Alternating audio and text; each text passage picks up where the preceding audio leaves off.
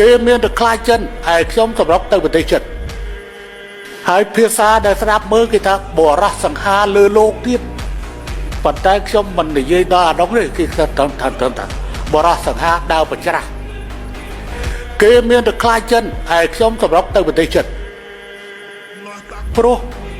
យើងស្រឡាញ់គ្នាកុំស្រឡាញ់តែក្នុងពេលវេលាដែល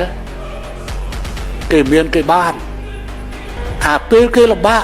គួរតែទៅស្រឡាញ់ឲ្យខ្លាំងជាងនឹងទៅទៀតយើងអត់មានអីទេយើងមានតែទឹកចិត្តលើកទឹកចិត្តតែប៉ុណ្ណឹងខ្ញុំទៅកាន់ប្រទេសចិនខ្ញុំបានប្រាប់ចំពោះអាដាមប្រធានាធិបតីស៊ីជីនពីងនាយករដ្ឋមន្ត្រីទីជាថាខ្ញុំមកនេះមានគោលដៅ3ទី1បង្ហាញពីសាមគ្គីភាពជាមួយនឹងប្រជាជនចិននៅគ្រប់គ្រាដ៏លំបាកនេះ